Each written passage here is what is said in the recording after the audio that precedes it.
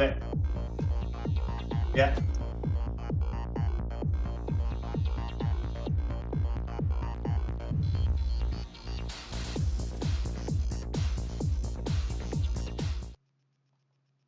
Hey, what's up?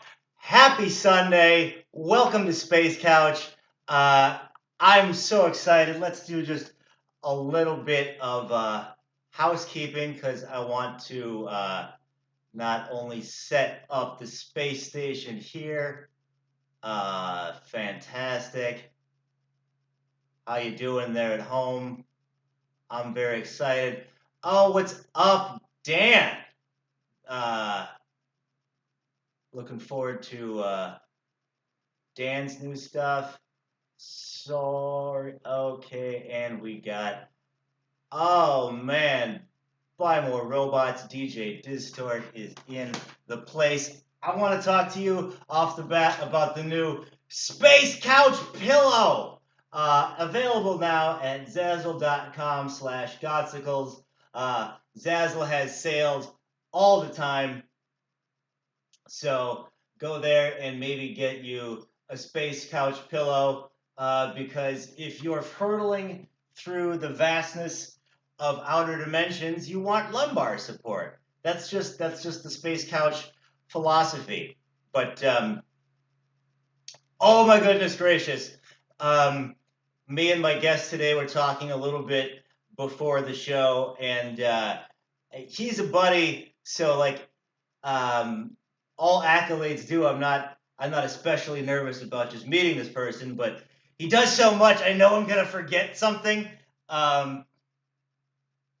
I could not be more excited, ladies and gentlemen, from 8 million bands. My friend and yours. Here he is. What is up, Scott? How are you? Welcome to Space Couch, my friend. Hi, long-time listener, first-time caller. How you doing? Fantastic. I a little bit of the backstory of Space Couch. I tend to send guests like questions or talking points beforehand, but I'm gonna waylay you off the bat a little bit because you dropped an album 13 seconds ago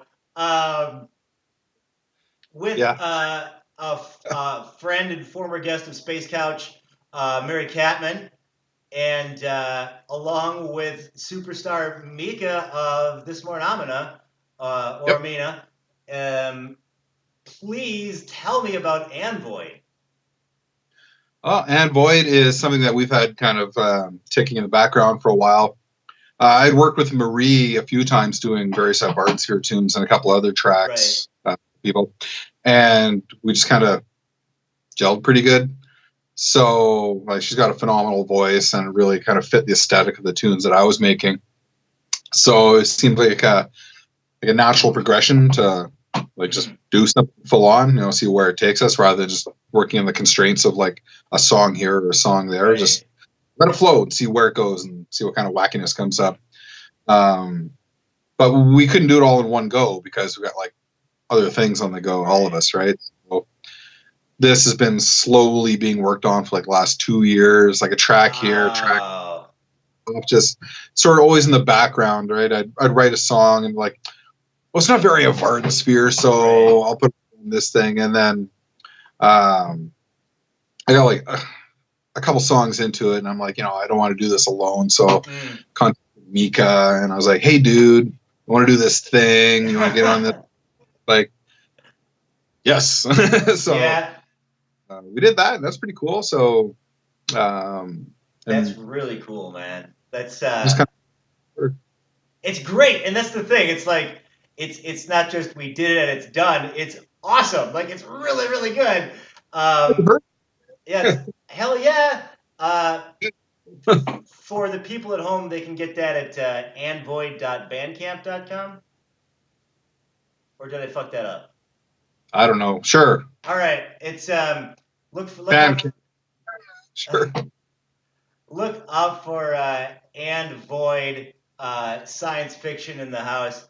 I do want to throw out there that I'm putting or going to try to put a little bit more of an emphasis on chat room questions if you want to ask anything of the industrial titan that is Scott Fox. So we have Android out. Um, I so like not only that, you have all this work in iVardensphere that we'll get into. I know you work in this Martamina, the Foster stuff. You're always on tour. Um, Even to say nothing of being a father, like one of my favorite things in life is to just talk to dudes with a motor, and nobody has a motor like Scott Fox. Is it just work? It's oh yeah, so it's literally a ripcord. You're an automatic man now, but I don't want to tell you where it goes. what's that? I don't want to tell you where the ripcord goes. That's the sample. The do you how do you get it all done? Like, do you just set aside music time, or does it just do you just not do you use everything you make? Like, is what is Well, the Batman has a bat cave, and I assume when he's not fighting crime, sometimes he just likes to hang out in there, right? right? So this is my Scott cave. Yeah, It's my So nice. anyway, when I'm down here, even if I'm not writing on a song, I'm like playing on a synth, grinding out Uh-huh. bass line sounds, just getting all kinds of stuff happening, right? And I won't necessarily contextualize it into a Mm, track straight out of the gate, but you create tons of patches on your synths, right? Get to learn them, get into it. And that's one of my driving things is I just love synthesizers. So mm, to put on a synthesizer and push it and see where it takes you. And oh wow, I really like that sound, right? Save it. Go nice. on. Next thing you know, you're like 20 patches down the road. And by the time you have like 20 patches in this synth, 30 patches on this synth, and a whole bunch of stuff going on in this drum machine, you're like staring at all this going, well, holy crap, I got enough for an album. So Nice. start Nice. taking all you just start recording it into the DAW and you start doing arrangement, resampling and processing and resampling and just dicking around with it until you have something workable. And then if you're working collaboratively with somebody, then at some point in the pipe you want to fire that off, right? So sometimes I'll have just like a few sounds put together like a skeletal structure, and I'll like be Mm-hmm. like, Jamie, take that and run Hmm. with it. And he'll run with it, and like, I'll take it the first 10 yards, and he'll take it the last 90 yards, and Nice. then home run it. Um, so yeah, then that's sort of how all the songs come together really quick because most of the time it's like not staring at the computer trying to write a song. It's Mm, just coming up with really cool sounds. And I think that is key to sort of my writing style yeah. is most of the rhythms and everything are done on a synthesizer long before they're contextualized into any song. It's just find a sound that you really like and you just squeeze the most out of it and you create all these patches that are the sounds that you like that you Mm, really get hooked up while you're building them. And then you can contextualize and put them in a song later. Like cool. drop a kick on it, drop whatever you want, just keep it ambient, do whatever you want with it. But Nice. um, like I did that Rhyme of the Ancient Mariner thing that I released last year, and it's 45 minutes of just synth patches. That's so Like awesome. you listen to it, it's just a whole pile of synth patches. There's practically no drums to it. It's just layered up synth patches that I had that I wasn't really using in iVardensphere stuff. And I'm like, well, I've got to use these synth patches somewhere. And I do the Rhyme of the Ancient Mariner thing for a while. Like a friend of mine named Jay Watami, he recorded the vocals for that. Nice. God, I want to say 2 years before Oh I wow. put it. So that had been sitting on the back burner for ages, and finally Awesome. I had all these patches put together, and then ground out a framework for that piece, and then sent the whole thing down to my buddy Brian Hinman. He's aces dude. All right.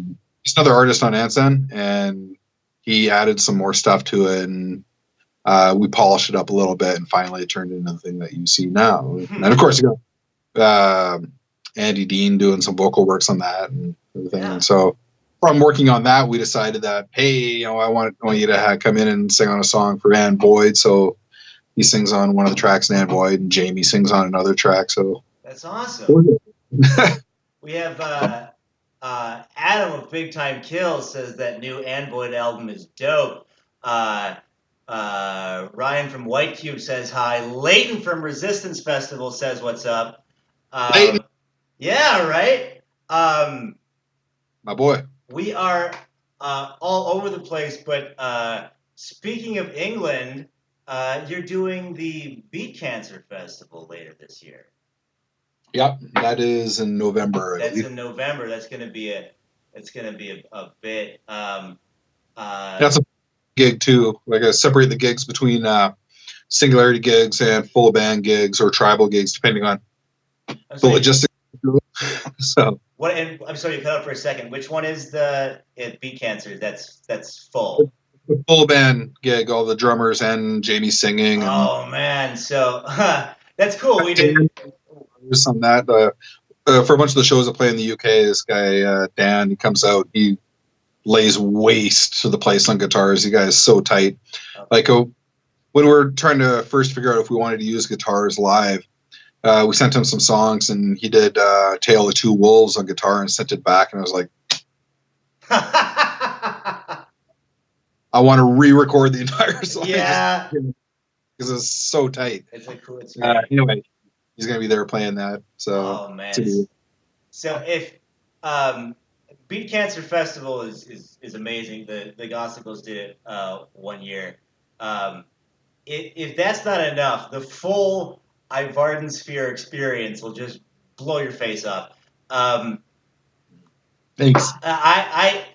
I have one of the things I wanted to talk about is I turn into just a sort of gelatinous mess trying to get me, the other Gossicle, and a projector all worked out.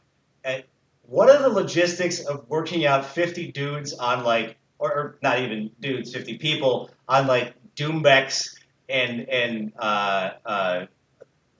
synthesizers all covered in mud together to be like a cohesive unit? It's got to be a logistical nightmare, or do you make it?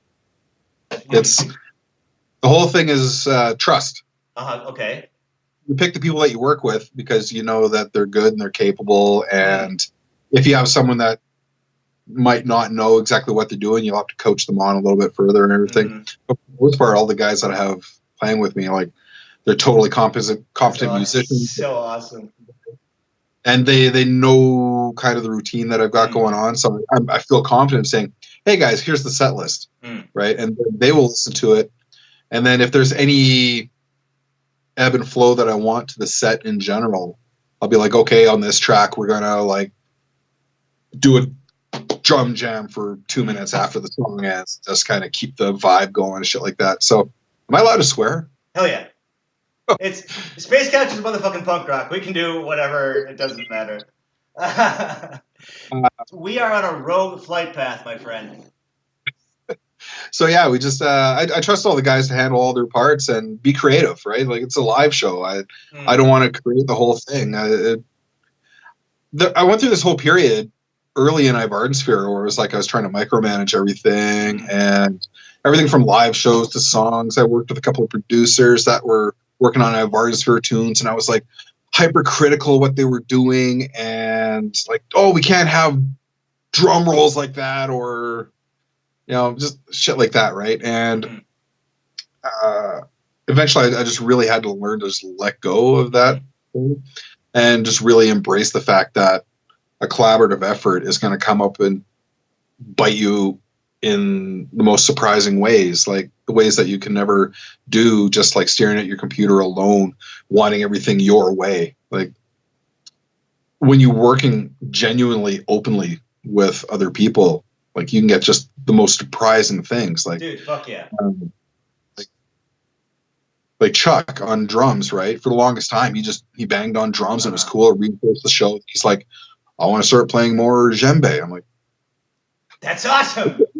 But he breaks out a djembe and he's rocking this djembe. And then I was like, I can't remember what the drum is called. Big drum, and you play. I can't remember what it's called. Anyway, he started breaking that out for some shows, and then I worked out with Booming Tree Taiko drummers. We did a tour with them That and was a whole bunch great. of Such a shows. good tour. And for them, they were like, we want to try this and have this arrangement of drums. And Greg, he's one of the taiko drummers, he put a 5-foot wide taiko drum in the back of the stage. So badass. Turned around, he's like, boom, boom, boom, Yeah. boom.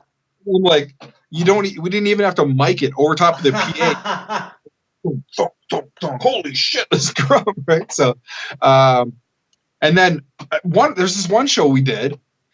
I had no idea they were going to do this, but they ended up breaking out all these like flags. So we had like these red flags, and the taiko drummers doing like this flag show back and forth. Badass.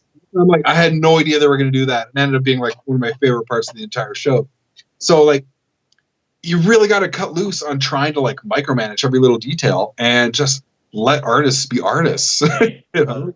I want to jump in with Christopher, the old ass retro gamer, says a long time ago I wrote a third Mortal Kombat film script for shits and giggles. I always hear the remix of Ancient's Reprise over a fight scene I wrote between Reptile and Fusion. So people are mentally doing Mortal Kombat fights to your music. Finish it. Yeah. Do you have to hand a sound guy like here's 56 outs, or do you submix that down, or is it just a different? Oh, live sound guys.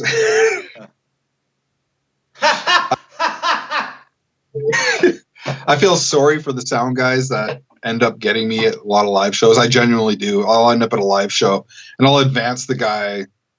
God, some of them are like 30 channels long, 35 channels. And most of it is live drums with Right. mics and stands and cables. So like a sound guy looks at that and he's like, what the bleep, bleep, bleep, bleep, bleep, bleep, bleep, bleep, bleep. So sound checks can be a little daunting. Okay. Because every mic channel for a drum's got to be compressed, gated, EQ'd, so it sits apart from like the other 20 drums on stage. Sure. And then you have to adjust the level of all the drums with a sound guy that you may or may not have worked with, to let them know like how the drums should sit in the mix with like bass and kick drums and all this stuff. So it's like, I like to work with one of my best friends, Greg. Like he's an excellent sound guy. He's out on tour with Combi Christ right now. Oh, he does all my tour sound, and he's a total Jedi, and he knows what I want all the time. So having a reliable sound guy that you work with repeatedly, he just knows what you want. I can't think of any other way to do it, man. Like I'll send you a copy of my last input list for each show. It's got to be it. Well, it doesn't go nowhere because the shows are just stellar. Thank you. You sort of came into my orbit at like Kinetic 3 a million years ago, and what's that? I miss Kinetic. That was good. That's good. Yeah, I'm thinking like when I talk, it's cutting out the mic, so I apologize if I make you repeat something. But I remember I ran out of that room going, "Holy motherfucking shit! Did you see that?" Like I was just so blown away by your show.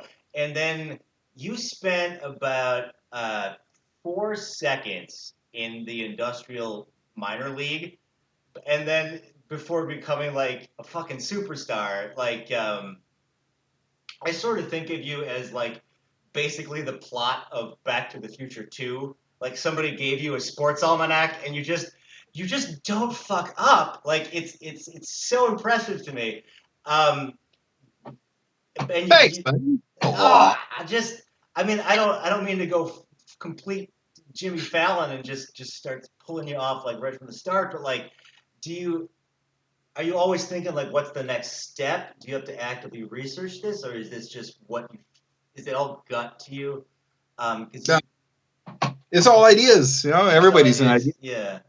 Everyone's got tons of ideas. Like, talk to like Joe down the street. He's like, I want to form a band and play in some songs, right? So everyone's got like all their ideas of stuff that they want to do. And the biggest barrier between having ideas and doing it is taking the first step, right? Yeah, so totally. start taking those steps, and you do it. But when I'm looking at like, gee, what's on the plate for stuff coming up down the road, I kind of look at what I'm most eager to do. I'm looking at the stuff that hasn't been done in a while, like Voster. It was 5 years since we did Voster, and Jamie and I were talking and got into like, well, it'd be nice if we did something for like the 5-year anniversary. We've only ever played one show for Voster, and that was in the Resistance Festival. Nice. And so at the 5-year mark, we started writing some music, and we didn't get it out until like the 6-year mark. But that's always going to be kind of a thing that we have lurking in the back, and occasionally I think we'll just be like, squeeze out a couple songs on that, just to have fun with it and cut loose. And I hear you. But on the plate coming up, like now we've got like Void stuff is finally out the door. Voster Shop's out the door. The Ryman and Mariner thing is out the door. I can now finally start to focus on the couple of the core things I have going on. So right now, after the new computer is set up, we're going to be focusing on mostly this more Omni iVardensphere stuff, because so cool. both those projects are going to be like super computer heavy, lots of channels. So are you working right with I want to get into both of that. Is Amina now like you and Mika? Yeah. That's awesome. That's so dope. I'm so excited about that. So we have some new iVardensphere then as well, maybe? Yes. Awesome. So starting to put together patches and stuff on the sense for some iVardensphere stuff coming down the pipe. It's a bit of a slow process. There's going to be a lot of songs I have to write in the near future. So I still kind of like mentally juggling how I'm going to frame doing the IV stuff against the TMO stuff. I'm going to do them at the same time. I'm going to try to like pump out 5 TMO tracks, then focus on the thing. It might end up working out like that, because part of the next iVardensphere album I want to be sort of like a concept thingy. Oh, an artist doing a concept album. I'm very excited. No, if anybody could do it, man, like that's awesome. Thanks, buddy. Well, you are not making it easy on yourself with big gigs like we talked about in London, and coming up one of the dopest festivals in town. You're doing Cold Waves, and Cold Waves will be a solo show, and part of I think your, I'll say it, genius is the incredible range you can pull off. Part of that comes from these insane taiko drumming 50 Mud People live shows, or it's solo.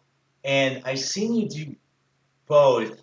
What do you have to do, like um, technically or even emotionally, to pull off those different live shows? Each kind of show has its own like own ups and downs and perks and pros and cons.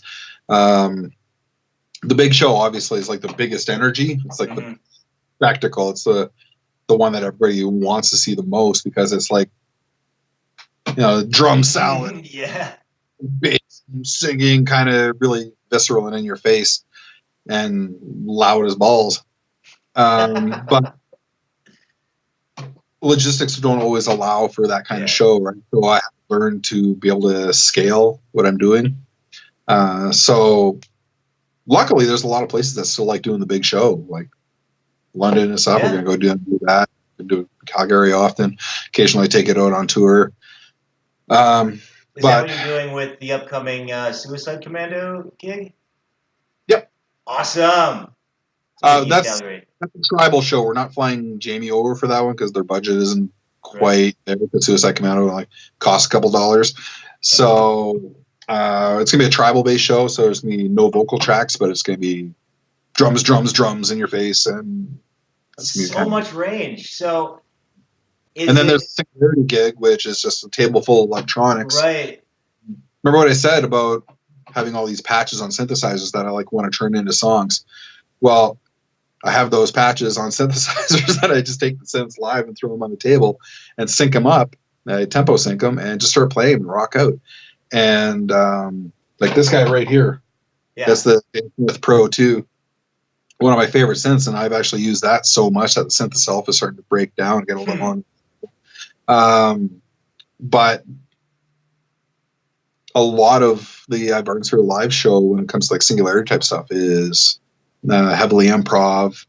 Like even if you're playing on a patch that you've made, you kind of know what the patch is about, you know how it fits, and you know how to fit the larger context of your set in general. So when you're jamming live, you just sort of have to like keep a mental, don't let this go on for 20 minutes. Listen. You kind of have to like, so good. You got to ask about it, because by the time you're ready to like just physically move on to another patch, you've kind of exhausted what that patch can do to the listener or the person. They don't want to listen to the same patch for like 2 minutes even, right? So you got to come in and out of a patch for a minute or two. You like jump between patches, mute your drums, play your drums, screw around with some other patches and synths, try to say somewhere in key if it's possible, because you jump between patches. And also even the singularity show can scale a little, right? So like on the last tour I did with V&V, that was a bus tour like from Paris and Rome and Austria and Germany and Russia. So I couldn't pack all of these big synth bags, right? So that was just a tour that had an MPC live and an Octrack and a Dave Smith instrument, or a Roger Lynn instrument. And just those 3 instruments, I was able to like pull off a show, but it wasn't like as crazy of a setup as I did on like a North American V&V tour, where I was doing a singularity thing there. And there it was just the electronics I had on stage gave the sound tech Pop gave him 11 inputs on his mixer, just from like a table full of electronics, and he was allowed to mix the kick drum versus the loops in the sampler versus the Octatrack mangling versus the Sub 37 versus the Pro 2. And it's just he's mixing as much as I'm doing. He's having a lot of fun with it, hopefully having a lot of fun with it. And yeah, so everything is scalable, right? As long as you know your instruments and what you're doing, or have trust for the people that you're with, it's hard to go wrong if the energy's there. Oh, fantastic. That's really inspiring. Like, I mean, because I like what you said about like, knowing your stuff. Like, 'cause part of the great thing about the iVardensphere Singularity show is like, I think that's like the hook from Seven Gates, but it's now totally different in this other context, and you get to sort of see you almost remix yourself. But I remix myself all the time. I'll often go to stems and stuff. When you use the Octatrack, you can play larger stems out of it. So I'll take like bass line chunks or vocal chunks or whatever and start dropping them in the. As a matter of fact, back in the day, when I was playing live, I always kind of wanted to keep everything fluid, right? I don't want to get into the track of hit play and just kind of let go. So I had this mindset where, I want to keep everything fluid and everything can just flow a little more naturally. And that led into some problems when you got singers involved, and you got people and drummers that have to know like cues, and they've got everything metriced out, and the drummers, I thought that bass was 32 bars, but it ended up going 36 bars. And so I've had to learn to really stem things a lot more for large shows where you got all the drummers and the singers. They have to have a real layout arrangement set up, so they at least have something to follow. And in that context, the arrangement of the track is going to stay solid. However, the elements that make up the track can start coming in and out a little bit more, but the track itself won't radically explode in any different direction. When I'm playing alone without other people, I'm like, blow it up, mangle it. Oh, fascinating. Take 7 gates and go 300 BPM with it and just see what happens. That's a lot of fun. I remember there's this, we played, I think it was Aftermath Festival, and we had Matt Finale join us. So it was like Matt Finale and Jamie Blacker singing Myopic. And Matt had originally done the vocals for that song for the album version. And so we're up there singing, and he's like, you rehearsed the song, you knew it. Yeah. And we're up there, we're playing, we're rocking out. And I'm jamming the track. And I let the verse go on an extra bar too long. And he's up there, and he looks back at me like, because there was supposed to be a chorus part there, but the verse part was still going and everything, because everything was fluid. And I was like, man. And everyone else is, dude, piss off. You can't do that. So, well, if anybody could charm his way out of it, it'd be Finale. I mean, I was at that Aftermath. That was an awesome show. So I'm curious, like with the Singularity stuff. I mean, I've watched you like improv these songs that are better than anything I've written in my whole life. Does that come from a musical background? Musical background. Like, did you? Background is that I do a lot of music. Interesting. So you just kind of picked up a synth and like we kind of all did. All right, that's amazing. Yeah, my first introduction to writing electronic music was stemming out of being a DJ at the local club, and I picked up a drum machine because on some YouTube videos I saw these big shot DJs having drum machines mixed into their setup, and I'm like, I can do that. So I went and picked up this Korg Electra, and I'm like trying to jam out beats on. Of course, the whole thing failed miserably. I never used that. Funny. Right. So I ended up with this drum machine. I'm like, what the hell can I do with this? So I started tweaking out on it, programming it. And next thing you know, I'm like, that's kind of cool, but I don't know how to really do anything with it. So eventually I picked up a copy of Cubase at the time and started learning everything, watching YouTube videos, reading manuals, basically just becoming a sponge for all the different aspects of the recording and whatnot. And then eventually I decided I was into it far enough that I went to a 3-month full-time audio engineering program here at Edmonton through a place called Power Sound Studio. And from there, we learned a lot about like mic theory, recording instruments, mixing techniques, and a lot of like theory stuff like, Nyquist, sample rates and all this stuff. So once I got sort of that foundation, I was able to come back to my independent thing with a little bit more context. That's now the larger framework of recording engineering and working in electronic music as a context happens. And from there, it's all cumulative. It's all built on accretion. The more you're learning, the more you're able to learn, the broader base of information that you have, the knowledge that you have about any one thing is you blow that up and you can learn more and more and more. So it never stops. I want to jump in with 3 things. 1, amazing use of accretion. 2, Matt Finale just said hi on cue, so what's up to Matt? And also Christian and Mannequin, what's going on, man? And 3, and I find fascinating, and we don't need to get super deep on it, but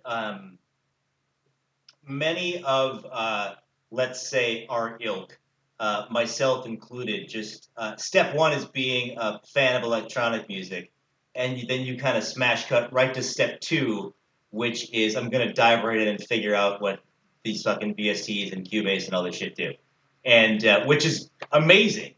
Did you get a lot out of I'm going to stop and I'm going to go to like school essentially for 3 months and learn how to do like theory and microphone placement and stuff like that? Like, is that something you would recommend?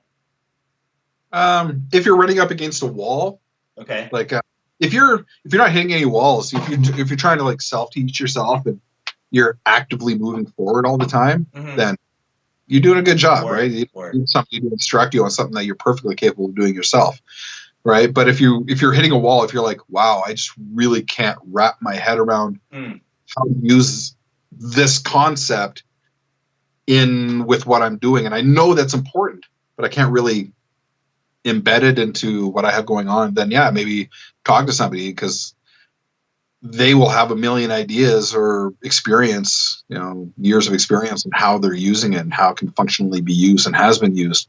So if they can impart that on you, then you contextualize that and keep on running. But for the most part, I'm self-taught on all these things. Okay. Like, again, that was like a 3-month course, and that was 8 years ago, 9 years ago, something like that. Right. It was a while ago, and then the vast majority of it is self-taught. Yeah. Or even just collaborating, you learn things. Like if I, You learn things all the time collaborating with people, right. right? Like, Some people learn things from you when they're collaborating too. So like it's collaborating is always this, like, not just an exchange of art, but an exchange of ideas and techniques that. yeah, totally. We were doing like the causticals once, taking turns at the computer, and Matt cracked open some stuff, and I'm like, it can do that? I didn't know. And you always learn. Oh man, Corey Gorski is here. What's going on? Canadians all over the place. Corey, You cut out. What was that? I said Corey in the house. Corey in the house. Yeah, I see. We're out here in space, just kind of on this rogue flight path. Space couch. Oh man. All right, I'm gonna let the levels go down, and I need you to give me a 1 second pause, and then hit that space couch vocal real clean, okay? Space couch. That was perfect. Thank you. We are going to use that for. Oh shit! We got Yan in the chat room. What's going on? It's a Yeah, fun. Yan, what is going on? Oh my I can't goodness. thing, so you'll have to tell me. But that's my boy. I was visiting Oh, him a few weeks ago. A lot of fun. I've been loving following you on the internet, sir. Um, that's been great. There's a well, we'll see when it comes out. Oh, Absinthe of Face is also in the house. Hey, buddy. Here I was minding my own business, and I see a space couch. Yep, that's how it works. Space couch. Uh, consider this an open invitation if the great Oscilloscope ever wants to be on the space couch. We're talking to. Well, let me back up a step. This is interesting. You played a number of shows with Yan as part of iVardensphere. Yeah, he's still a part of iVardensphere. Well, Like I mean, he's. Remember when a little while ago when I was talking about Tale of Two Wolves? yeah, He did all the heavy lifting on that song. He wrote nice, like that's a Yan song straight up. If you listen to it, that's 100% Yan style right there. awesome. Very happy to have you here. Feel free to add anything. Oh, Warrior of Never's Blessing in the place. That's great. There is. Let's do this because we were talking about gear a little bit, and mostly I'm just. uh, you did this video a few years back showcasing some of your gear. Uh, as as secretly, not secretly, one of the funniest fucking dudes in industrial. Here, we're gonna play a small clip of it now. Here we go. Inside of it. It was originally designed to be one of the competitors of the original Google series, which was super high-end synthesizers. You take patch cables, which carry around the audio signal or the control voltage signal, and patch them directly into different areas on the modular. So you go to your oscillator, your wave multiplier, for example, then go to your wave multiplier, to your filter. And then from your filter, your output. Really simple. The amount of amazing sounds that you get out of this thing, it's absolutely incredible. Some sounds sound like a car starter. Some are just like a drill inside your head. Absolutely amazing.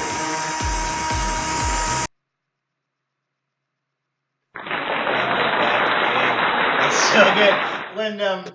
When Jurg from Straftanz gave us first look exclusive video of him and Ronan screwing around in a Walmart.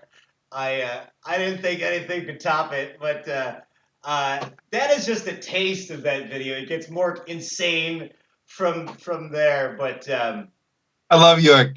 I got a great anecdote about Jorg if you want to hear it. yeah, hell fucking yes. So we're at Resistance Festival, and Let me back up. 2016? Last one, yeah? I think so. Yeah. Yeah. So we're doing this after party thing, and he's like, "Dude, I want you to come over to the hotel room and play some music." Okay, so I brought over like my drum machine, modular synth, and a couple other things, and set it up on a table in this little hotel room, right? At the Jury's Inn, and like we invited a whole bunch of people down. Next, you know, the whole room is like crowded, people sitting on beds and floors and standing against the walls. You know, started doing this jam, and Jeff from Modulate comes in. He's like, he starts jamming with me, and we just played like this exclusive bedroom Resistance Festival set, all improv, and it was like down tempo, ambient, like chill out kind of stuff. And of course, we're playing this after the festival, so it's like 4 or 5 o'clock in the morning, and we've got a concert going on to like 50 odd people in this hotel room. And of course, there's the inevitable knock at the security shows up. And I found out afterwards, but Jorg, you know, popped outside. He's like, the security guy's like, you got to shut this down. And Jorg's like, we cannot shut this down. We are creating art. We are creating music, and people are feeling it. We are creating art here. You cannot interrupt such a thing. It is. And the security guard's like, okay, all right, I'll give you an hour. What? Exactly. That is, okay. 5 things. Things 1 through 3. Are you doing amazing, Jurg? 4, like I would pay money to go to an improv modulate iVardensphere Straftanz party. 5, that it's you telling me the story, so I believe you. But yeah, I mean, you and I sometimes together have been in 1,000 hotel room parties.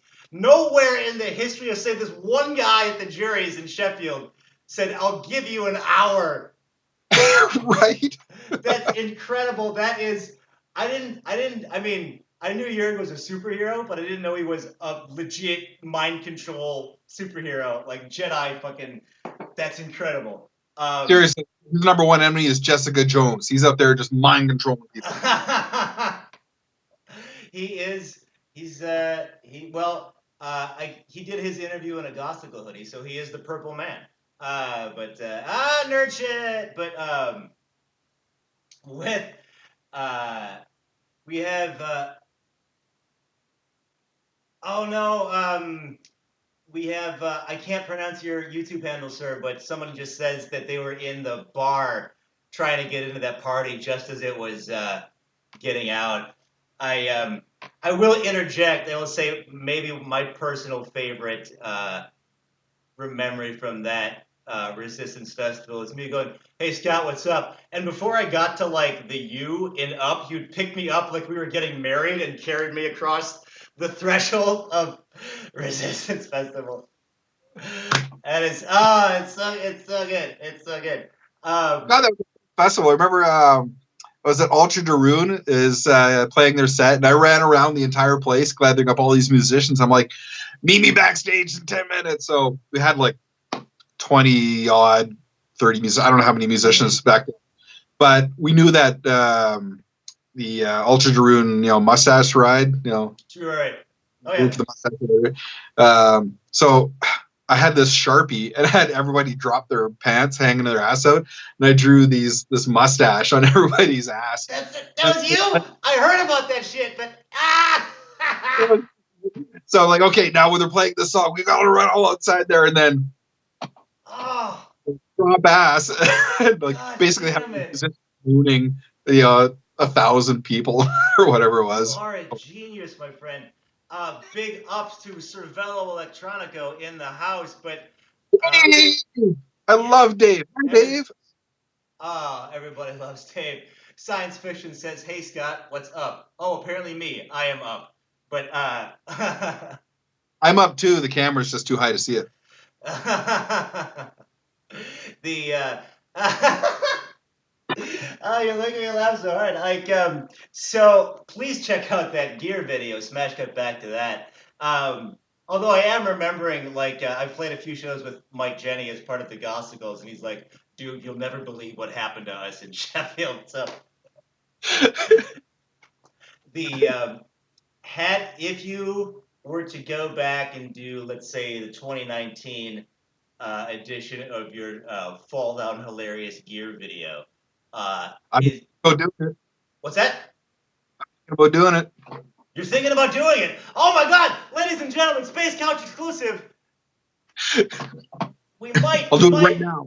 we might have, we might have, we might have. Okay, so I don't want to spoil anything, um, but if you could give me a shade of a hint of what uh, any gear thing, or like maybe even like in just a musical move that you're excited about these days.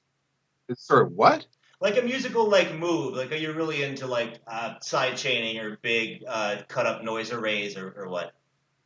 I'm working on a couple new synthesizers that really have me stoked up. Awesome. Do you want a quick tour? Let's do a little tour, man. That sounds All right, fun. all right, quick tour.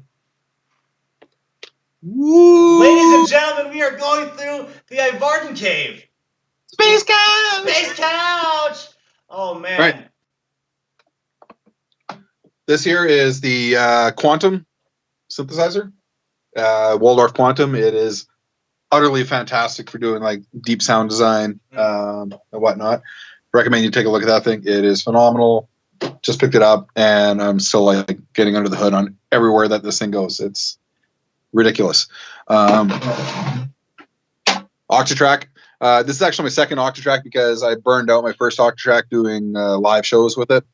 I had one of the first Octatracks that came out, and it actually died just due to the amount of sweat that got disgusting. Anyway, it doesn't. The audio engine stopped working, and it was only good for a MIDI sequencer. So I ended up selling that thing. And Oh man, that's you. listening a second. I want to, but just put a pin in that, Scott. I want to just, ladies and gentlemen, this man sweat a synthesizer to death. That deserves a moment. Okay, so what? MPC. I recently got into working in the MPC kind of workflow because I just wanted to experience something different than Ableton. I don't like staring at a DAW. I don't find like working with a mouse and a screen particularly creative. Like it's good for getting the work done, the production work done, but not like the creative side of things, the sound design and all that stuff. So the MPC lets you take like a big old patch and just like okay. Like, absolutely. So I started working in the MPC workflow just to have like an alternative to working that kind of thing, and it's created like a lot of really good ways for me to like just cut loose and try different things. And using different gear, it really pushes you to think in different ways, and you end up trying things that you wouldn't have tried if you were working like in Ableton. That's right? Fascinating. Yeah, using MPC, you're like it pushes you to work in a different way. So you end up trying those kind of things. It's like people that talk about like the Ableton sound, for example, like the whole philosophy of like Ableton doesn't sound as good or Ableton has a sound. It's not that Ableton has a sound. It's just that the tools and the methods that Ableton guides you and have available on the surface really help push you as an artist in a given way. It's not that the sound engine sounds any different than any other sound engine. It doesn't. But just the tools and the way that they're laid out and the interface of the actual program, it pushes you. It makes you think in a certain way, and that there is like the core of the Ableton sound. And of course the presets that are used on the synths therein. But anyway, you're reminding me of something. We had Keith Baker on here a couple weeks ago, and he's great. He said something that I really liked, which is, make it hard. on yourself. Like it forces you to learn new things. Like he knows his DAW inside and out. I'm like, how do you know how to play Turkish guitar and then drop a jazz beat on an industrial track? It's like you just make it hard. Like so. I'm loving your thing about changing up your workflow, but I'm interrupting you. Please continue. Dave Smith Pro 2. I love this thing. Like one of my desert island synths. I will have this forever and ever and ever. It's just so phenomenal. I speak the language of this synth. Like you put this thing in my hands and like 3 or 4 minutes, I've got like some crazy new territory I've never gone before with it, and it keeps giving. Like no other synth can I pick up, and then in 5 minutes, I've gone to like utterly new territory and got a patch that I would use in a track. And it's just give me that you name don't have to, again. I said you don't have to fight the synth at all. You can just. I missed the name of the synthesizer though. A Dave Smith Pro 2. Dope. And that's like I've seen you play at like the Underground Lounge in Chicago a couple times. Is that like that's what you had there? Yep, that's the one. Okay. Oh, that's the very one. That's it's very exciting. I've written like so many iVardensphere tracks on this thing. Yeah, it's really good. Matrix Brute. Down here I got a Sub 37. Oh, you also noticed that I modded the Pro 2. There's no keyboard in it. Instead, there's modules for a Eurorack modular system. The guy's a surgeon as well. What can't you do, my friend? Here, let me just turn this thing around so you can see. There, do you see that? Yeah. Does that look like? Okay, yeah. That looks still cool. The Pro 2 there, you have a modular system built into there. I got the Matrix Brute, Sub 37 down here with a patch bay for feeding the rest of it. The Sub 37 natively comes with a keyboard, but I removed the entire lower half of the chassis on the synth and created like just a module version of the synth. Wow. Yeah, it was a lot of fun, and this ended up making it really portable so that I could take it on tour and stuff. So it fits into like one narrow travel case, and it makes me happy. I would be very nervous to do that, but I admire your skill in modification. This is the Moog 1. It is a newer Moog synthesizer. It's a lot of fun. It goes into places that most Moog synths don't typically go. Yeah, it's a lot of fun. It's a really good machine. I got the MPC Live up here, so I can just again, this is like a totally different workflow thing. Like I have a couch over here that is away from the studio area that I can sit with this synth and that MPC and just keep those in a loop and just working with those two things separately from the rest of it. So it's really about mindset and just keeping everything completely separate. So you have your physical workflow is a thing of art as well as your auditory workflow. I love it. Do you another workstation so I can put a synth down here and then an effects rack up here that I can just patch around. Right now I'm moving everything around in the studio right now, so there's a lot of I've got like all the cabling stuff for that I still have to plug in, but various pedals, analog processing and whatnot. Some more pedals and stuff down here. Places to store stuff. This is the instrument. It's not plugged in right now, but this is an MPE compatible MIDI controller. Yeah, my daughter did my nails this morning. It's so beautiful. Yeah. It allows MIDI polyphonic expression. That's what MPE stands for. Basically, you can hold one note there, and then you hold another note, and you start dragging individual notes on pitch bends around. Cool. Rather than using a mod wheel, which takes all of the sounds up and down, you can do it on a per note basis. You can modulation on one note where the filter will open up by going up and down on a little patch like that, or however you want to do it. So, and then there's pressure, there's left, right for pitch, or whatever you want to assign it to, up and down, and then release time. So you can get super expressive with this instrument, and it allows me to play in ways that I just never been able to play before. Mad science. And this is a new computer that putting together. I've been working on a Mac for about a decade now, and it's an old 2.66 12-core processor from 2010, and this one now is a one of the new i9900K processor. We got it overclocked to 5.2 gigahertz. It's an 8-core liquid cooled. Got the UAD going on in there. This thing, it should be able to handle everything I'm going to throw at it for the next while. Well, and you built that with Coma Duster.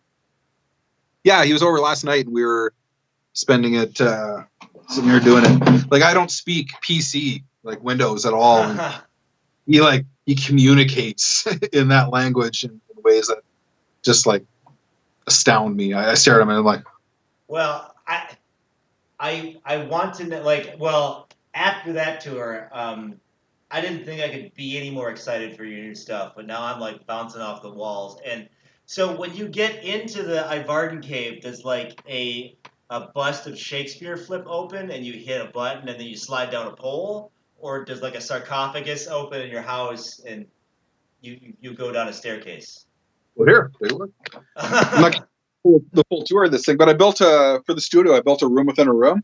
So there's a room, and then we are separated by an air. It's all air gapped and everything. Wow. So you go to the main door, and then you see another door.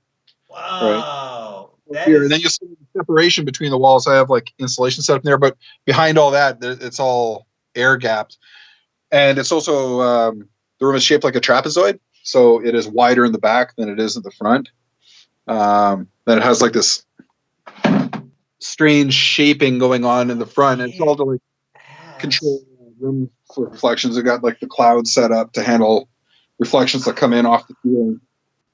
All in all, it's a really good sounding room, and I think having a quality listening environment is essential for being able to like, have really good sounding music. So if you're listening on like not good speakers in a square room with no sound treatment, then you're looking for trouble even in your mix.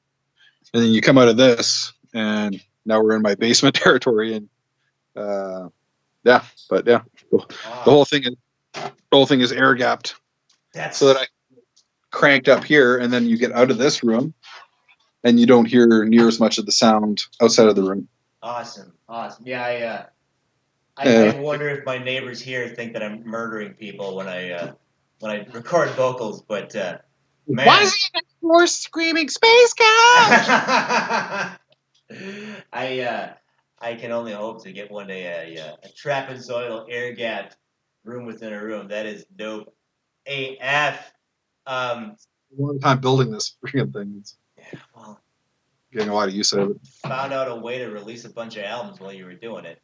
Where can we pick your? Do we go to metropolisrecords.bandcamp.com? Do you have a preferred spot? Stuff? I'm sorry, I cut you off. Give that to me again. For which stuff? Like, if people are tuning in and want to pick up iVardensphere reference stuff, where do you prefer they go? iVardensphere is available pretty well anywhere. Okay. Amazon. No.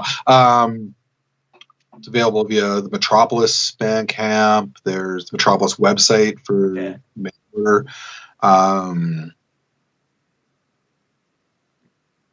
There's Russian download sites. Nice. There's lots of ways you can't. It's iVardensphere. You can't throw a stick without down an industrial hallway without hitting an iVardensphere project. Although this new Android is the shit, we got new TMO and iVardensphere coming up. It's gonna be happening. It's in production right now. As soon as I get this running, I'm back into it. But we're like 2 songs in so far. Already. So, damn. Yeah. I'm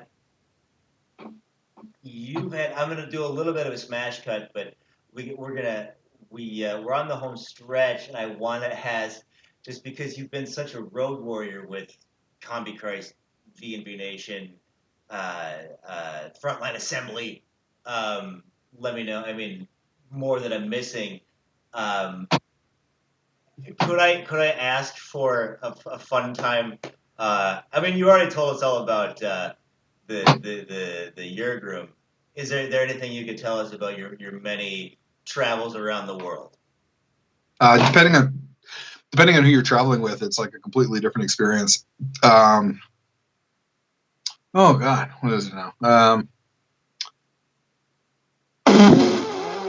I know I So gotta put you on the spot. no, it's okay. When you're touring with other acts, the nature of that other act that you're on the tour with really impacts how the tour experience is for you, right? Yeah. So, like a Combi Christ tour is going to be a very different experience from a Frontline Assembly tour, which is a very different experience than being out with B&B Nation, right? So there's different things you can expect from these different tours, right? Like sometimes there's like really big personalities that you have to navigate around, and sometimes like people are just super chill with you like the entire time. Like I've toured now twice with B&B Nation, and each time it's been just a breeze, like just an absolute breeze, like massive amounts of camaraderie and everything. I've had some challenges on some previous tours with the camaraderie side of things, but Sure. No. But good anecdote. I think some of the funnest experiences I've had on tour are actually not related to some of like the big headliner bands I've been out with, but like on my own tour and going out with. I did the tour in 2012. It was had Waste supporting and ESA supporting, and then Adversary supporting for part of that tour. And that was a grueling tour. We were out for like, God, 6 weeks, 7 weeks, something like that. And there were 8 of us in a 15-person traveler van with a 12-foot trailer. And I built a stage for this tour, like a big aluminum truss stage. We had to haul this stage in to every show and build it. And it was grueling, but at the same time, it was so connective. Like we're out there, all of us, all these bands, and then the DJ was there as well. Like Nature was there. Oh, anyway, wow. Okay. I love Nature. Yeah, he's a great guy. And we're all sandwiched in this freaking tin can, right? And if there's any anecdote, it's experience that. That is just like the best part of touring, right? I've been on a bunch of like nightliner bus tours, and they're really cozy. Like they're cushy. You can get up and sit on the couch. You can lay in bed and sleep every night while the bus goes to the next city, and you wake up in a different town. And like it's really cool, but it's nowhere near the experience of like driving yourself, looking out and being bored, and forcing yourself to talk to the people around you and tell crazy stories and do crazy shit. And you have guys pulling out their dicks on each other and teabagging. Right. It was a bunch of guys. We had like stupid ass guy humor. Sure. All like penis jokes the entire time, and and but it ended up being just like super connective, and I wouldn't trade that aspect of it for anything. Really. Oh man, that I don't know if I could ask for having experienced it myself, and just in the way in which that was just delivered. I don't know if we could ask for a better out on Space Couch. Couch. Space Couch. Oh my goodness gracious. So from outer space by way of Boston, this is Space Couch for Edmonton's and really the world's amazing iVardensphere. Check out the new and Void. Yep. That's up for it. So we can do whatever. Go ahead. All right, cool. Some of my iVardensphere newsy stuff. We have me here in Edmonton. We have Jamie out in Leeds. We got Jan in Amsterdam. We also got Chuck here in Edmonton, who plays a lot of drums. And Chuck also started doing the construction for the song Papa Legba. So even some of the drummer guys, I'm like, dude, build a track. We'll workshop and bring it in. So Papa Legba from Fable. That's actually Chuck's, like, he started building that song. And that's where it came from. I would have never written that song. He ends up coming out of nowhere. And I produced it and everything after he wrote the core thing. But still, dude, some people think that's my favorite song. Awesome. Well, so Bello, what's that? And then we have Daniel now on drums. Nice. Daniel, the guy from Edmonton. He plays like just super mean congas and djembes and stuff like that. He's really good. His partner in crime, Callie, she does a lot of really good visual stuff. She's been doing like a lot of visual stuff for us live, like doing entire like wall displays. And she even like travels with us. So we played like the Gothic Cruise a little while ago, and she brought visual stuff there. And we've been working a little bit with Aaron. He's a drummer from Third Ion. He lives in Winnipeg. And he's been flying out to like shows in like UK and Estonia and a couple like Edmonton dates. He did the Gothic Cruise with us as well. It's Aaron Edgar. But also coming down the pipe, we have Gyrus, who's going to be joining up in the iVardensphere team, doing some production monkey work with us. Hell like yeah. We're a bunch of monkeys pounding on a million keyboards, making songs. So that's our jam. Well, I am happy to have you at the forefront of that barrel of monkeys. Wildly looking forward to what Gyrus may contribute to an iVardensphere situation. That's very exciting. Yes. This is the breaking news. We haven't revealed this to anybody yet. Thank you. Oh, it's not on the internet yet outside of this. Everybody, Gyrus is telling you right now. Yes, Gyrus, I hope you're not doing anything in the coming months because you've just joined iVardensphere. That's amazing. Well, a soft intro, like I'm going to start writing some stuff and I'll send it his way and then let him work on it a little bit. And then when he's comfortable, he might start tackling a couple of tracks, sort of like what we did with Jamie at the start. I'd work on some stuff, he'd take it and tweak on it. And then it didn't take long. And then Jamie was like, I'm going to write a song. Bam! He wrote the song The Doorway, which is one of my favorite iVardensphere tracks. And that was his construction beginning to end. It's like, that's literally the first iVardensphere song I didn't doctor in any way, or I changed the mix on it, but I didn't produce anything on it. Like, I was like, dude, fuck yes. So that was the connective tissue for him and I right there. It's just like, right. So bringing these guys in, they just like bring in their own wealth of talent. They drop it like a bomb on whatever it is you're doing. You're like, boom! Whatever this on is now like 5 times bigger than I could have done alone. So it's so good. It's so good. I'm so pumped. I want to shout out to Cervello that if you need to pee, this will go up on the internet. So David wanted to know if you could go pee. Do you mind if I pee real quick? Yeah, go ahead if you want. Yeah.